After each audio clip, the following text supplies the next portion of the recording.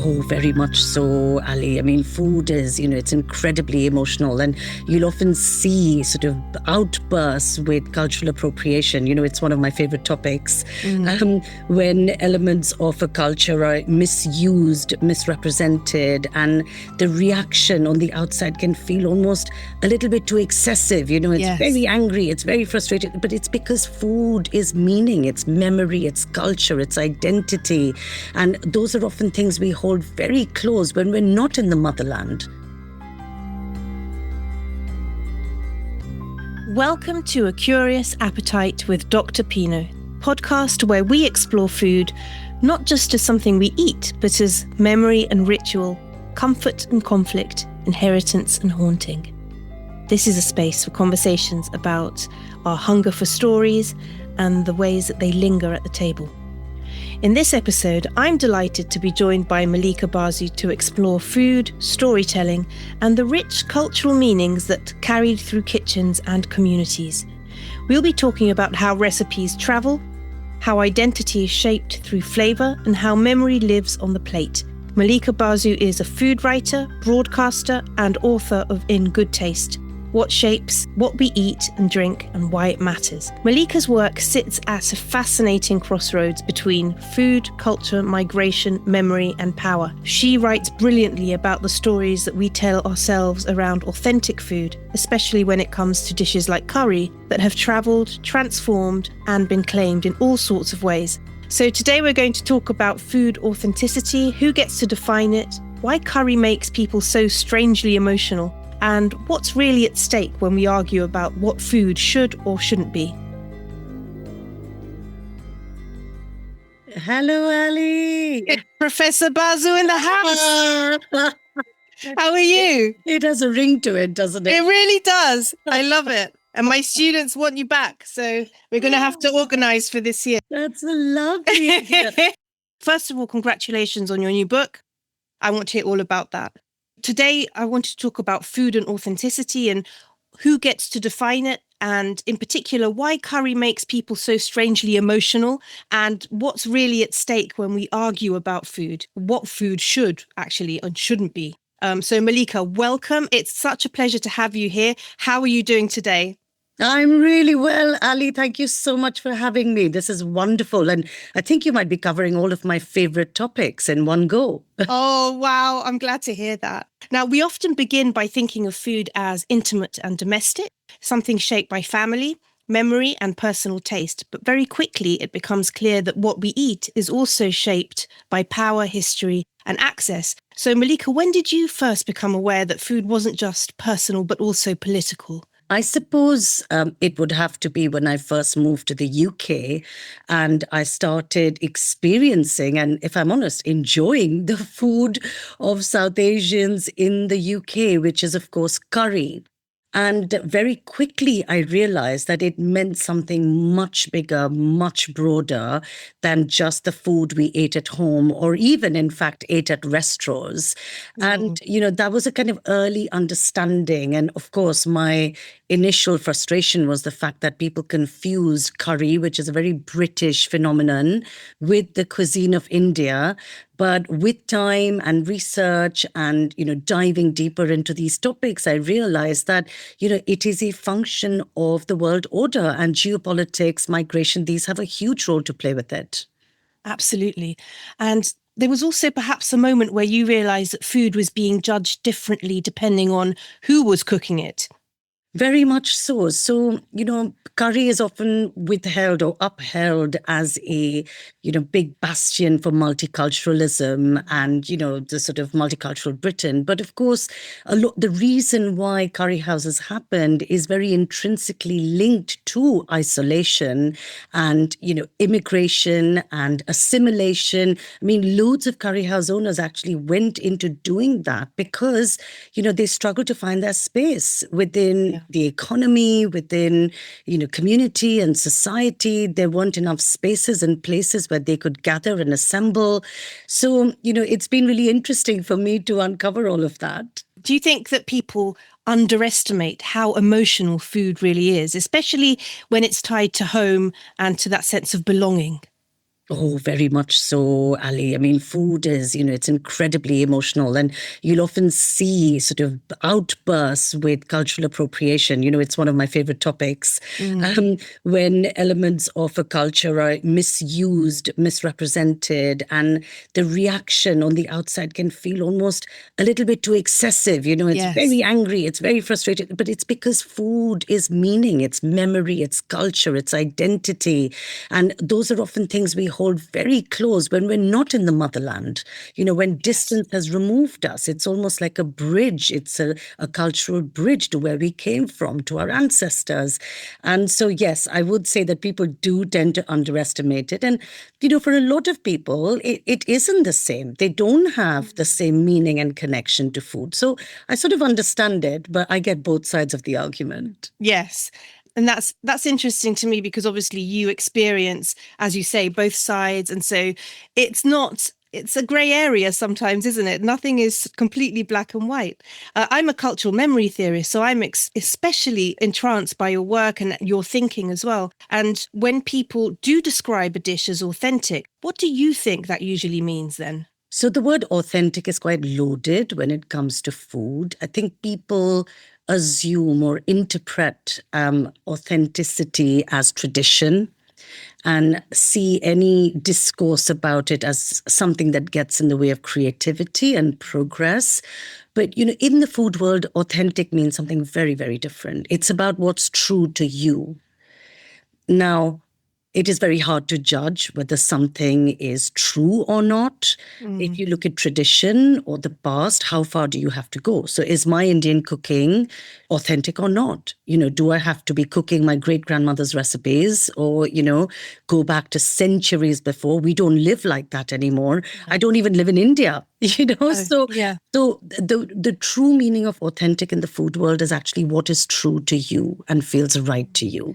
Now, for me, authentic Indian cooking is living in the UK, being a member of the global Indian diaspora, making do with what I can find locally. Mm. It is something that fits into my busy lifestyle. That is authentic for me. So the Yes. prism and the lens we use to describe authentic is, I think, a little bit busted, if I'm. Yes, you're right. So it could be that sometimes this tagging something as authentic can become a way of policing culture rather than protecting it or enhancing it. Do you think that so expectations that food should stay the same sometimes reflect how people actually live and move?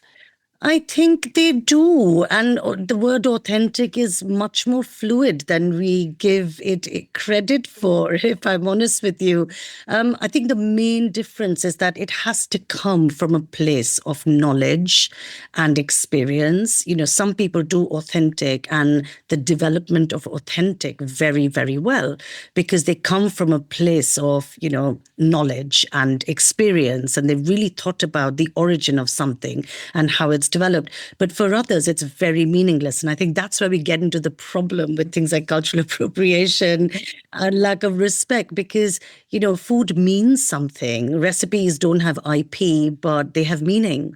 They Yes. have origin, they have roots, and, they have stories. And of course, we can't disregard those. You need to know where you've come from to be able to go somewhere further. And I think in this huge debate around authenticity and what's fake, what's real, curry as a case study is extremely important. So, what do you think curry reveals about Britain's relationship with migration and empire? I mean, it's a fascinating topic, isn't it? I think curry reveals enormous amounts of entrepreneurial zeal, motivation, really quite inspiring communities who made it work economically at a time where, frankly, the odds were stacked against them. I think a kind of cuisine was created that is, phenomenal and addictive, and people are obsessed with it. The fact that there were two or three kinds of curry houses. There were the curry houses that actually cater to the communities, and a lot of Pakistani curry houses were in that sort of vein. And of course, then there were the more Bangladeshi, the Sylheti curry houses, which was essentially a cuisine created similar to the Balti, the the Balti houses Yes. of Birmingham. It was a cuisine that was created for a Western market and a very specific segment of the non-Indian or non-South Asian market. So essentially, this is, I'm going to call it English Indian curry. Yes. Good. I don't know if that works, or a British Indian restaurant curry. There are terms Yes. for it. I guess the challenge that lingers, which a lot of South Asians have issues with, is that view and that world sort of perception of curry is now used to describe a very varied and different cuisine of India and more broadly South Asia. And we've lost that nuance. And this is where I think, it's a bit hegemonic, if you like. There's the kind of post-colonial attitudes. It's where, hierarchical power structures and food keep coming in, as we still use the word curry to describe the food of a nation, which is in fact very different. And I think that's what stalls progress. It's not authenticity or inauthenticity. What stalls progress is a worldview that we hold on to and we refuse to give up. And we're just not listening to people. Well said. And that also makes me think about a discourse that I heard not too long ago. I think it was somewhere on social media where we talk about the term Middle East. And there is a professor debating this and saying, Middle East compared to who? What is the central point? It's who makes those decisions. We have to all conform to this world vision. So I think the work you do is very important. And I wonder also, how do family cooking for you and, for example, a restaurant curry differ in all these conversations? I mean, a restaurant curry is a whole different method of cooking. You need to batch make the sauces. You need to serve food that punters, the diners, are likely to want. It's quite heavily loaded with creaminess and all those things that are very delectable. I mean, in India, I remember growing up with the term like, oh, it's party cooking. And party cooking invariably meant there'd be way too much ghee in it and cream and all the things that you wouldn't eat normally. And so home cooking is much lighter. It's wholesome. There isn't like a one size fits all approach. So you wouldn't normally have like a curry powder or a curry sauce that's used interchangeably. Of course, canny home cooks do reach for the odd shortcut. Like I make my own, curry paste that I can then kind of, use, I can tweak slightly to go with different vegetables or different lentils. But as a rule, it tends to be, yes, lighter, fresher, more built from scratch, little tips and tricks to make it simple, easy. I mean, remember that India is the nation that gave the world Ayurveda and 7 or 8 Miss Universe and Miss Worlds by now. So, we are, and yoga. Let's not forget yoga. So I think that's the difference. And if you go to a restaurant in India, quite often you will find the North Indian restaurant classics, because North India, especially post-partition, was very instrumental in creating the restaurant culture of India. Yes. So, you see that reflected, and that's very much where the restaurateurs, the curry house restaurateurs here took their inspiration from before they created their own versions of Thansak and, and Vindaloo. But it was that kind of slightly more rich, interchangeable curry sauce. So, it's very, very different. It's, if you like, curry house food is English food, and then there's the food of India. Yes, you have a book out. Your latest is In Good Taste. I wanted to ask you what prompted you to write In Good Taste? That's a really good question. Obviously, I was broadening my interest in what's on our plates and palates beyond just cooking and eating. And the very first thing, as you know, Ali, that attracted me to broader commenting was this whole piece about culture and diversity in food. I started taking a deeper interest, cultural mindset, food culture. And as I started talking more about people and society and community and looking at global majority communities, how their food is looked at and discussed and respected, I realized that you can't really talk about those things. You can't talk about people and not the planet. This is literally the world we live in. And of course, social justice, racial justice, environmental justice, those things are very linked, even animal justice. You can't separate them. If you look around and look at farmers who are the worst off in which nations, often they're nations of the global south. They're nations that have been historically touched and affected by colonization, by imperial, forces, and those things haven't gone away. What's happened is, instead of nations colonizing, we now have these big corporate industrial powers that colonize producer nations. And so it sort of started from there. And I know this all sounds very heavy, but fundamentally, I wanted to write a book for food lovers, make it very digestible, make it accessible, because as food lovers, we have huge power. Absolutely. We vote with taste. Our taste dictates culture, and culture determines what happens with the system around our food, how we eat, cook, distribute food, market it, waste it.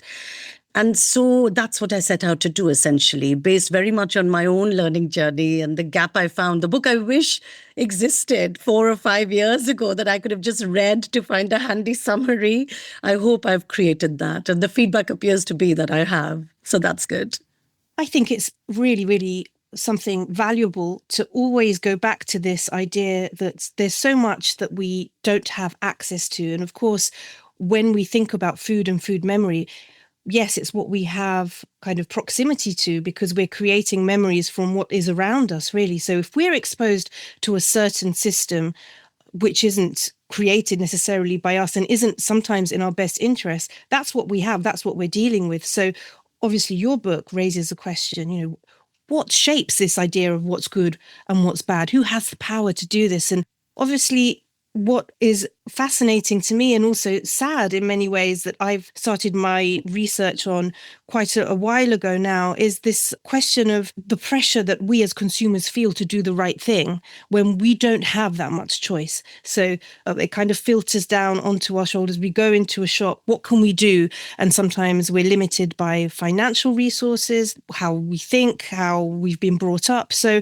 there's so many different elements. And I think your book takes a look at that, and also, I think, looks at that issue of anxiety related to this, right? So was there Very anything much that, so. as you were researching the topic, really surprised you? I guess a lot of stuff you already knew and you'd been exposed to, but was there something that going along the way you thought, oh, that's something new? I mean, so much of it was new, Ali. It was, I've just described it as unpeeling the most complicated onion I have ever come across. Did it make you cry as well? I was trying my hardest not to, but there were moments, I'm not going to lie. Yes. I think you described that so beautifully there, is that, it is a system and we are one set of players within that system. And it's pretty well accepted that we alone, as food lovers, foodies, super foodies, we can't change that system. However, somewhere along the line, we've forgotten that we do have agency. Every choice we make, every time we put our hands in our wallets, pay for a shop, pay for products, ingredients, go to a restaurant, we are voting for something. Yes. And a better food futures is important for all of us. It's important for our health. It's important for our future generations. It's important for the planet. And so I wanted us to be able to take our power back, but present that in a very non-judgmental way, because it is expensive. We are time poor, we are cash poor. Much as I would love to buy all these expensive, slowly, created products that support artisan producers and everything organic, the reality is I do not have access to that. I don't have that ability. And so all I want to do with this book is empower people to cut through the confusion and the complication of the subject matter so that we can make decisions to the best of our abilities, our values, our lifestyles, our budgetary constraints. And if I can achieve that, I'll have done a lot. And I appreciate your work because you always, Mallika, make space for joy in food without erasing history. So thank you for that. And I'm curious now, just a couple of questions more.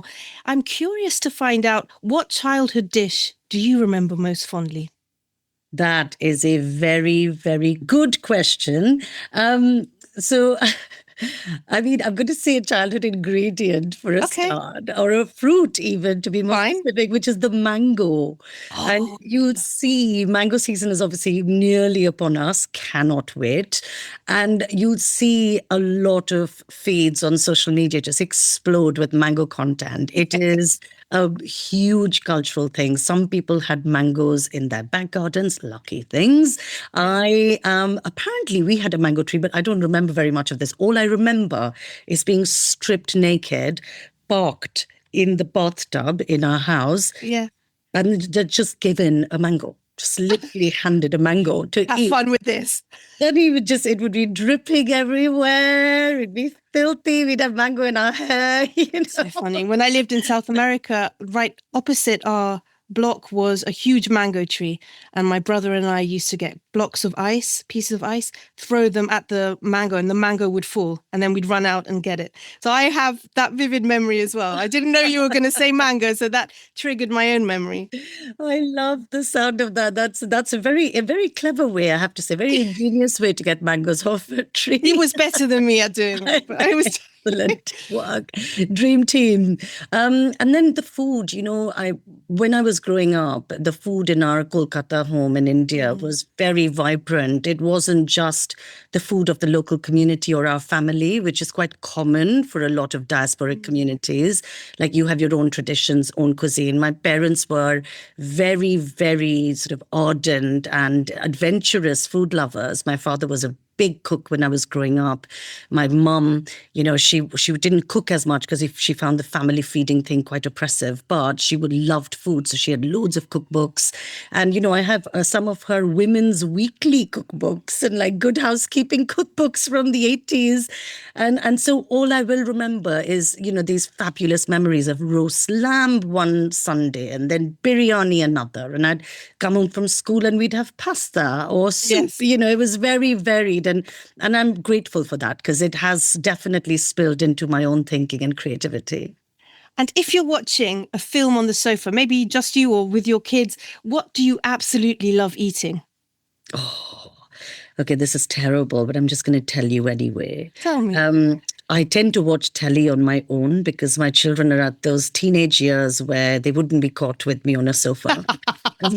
But my little guilty pleasure is ordering a biryani or having some rice, like leftover rice, which I'll fry up with beans or, in the style of a fried rice.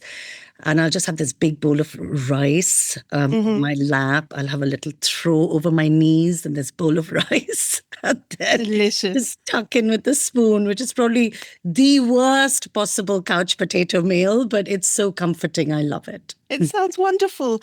And on the topic of kids and kids not wanting to hang out with their mums, which I am starting to experience myself, I also wanted to just say something a little bit personal before we finish. You are a role model for me, and I am sure for many women who are co-parenting, navigating family life in ways that do not always fit traditional models. Your openness about the challenges, as well as the pride and the kind of quiet strength that comes with raising children in our kind of family structure, is incredibly powerful. And there are aspects of this experience that only parents in similar positions truly understand. And the way that you speak about it with honesty and a lot of generosity is deeply inspiring. So thank you for sharing that side of yourself too. Oh, that made me all warm and fuzzy, Ali.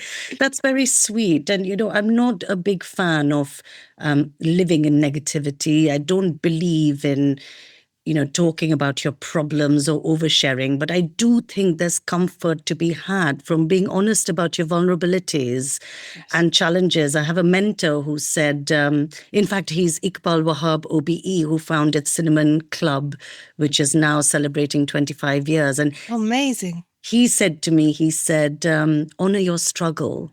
And I think there's a lot of solace to be found. And I know I've been grateful for that from other people who have had more experience before me. And yes. And it's been nice to hear from their experiences. So I try and share in the hope that it will positively inspire others. So I'm happy to hear it does. And thank you for being part of the journey. And good luck. Thank you, Mallika. Thank you for coming on today. That That was Mallika Basu, author of In Good Taste, What Shapes What We Eat and Drink and Why It Matters. If you enjoyed today's episode, do subscribe, share and leave a review. It really helps the podcast to reach new listeners. I'm Dr. Alessandra Pino and this has been A Curious Appetite. Until next time.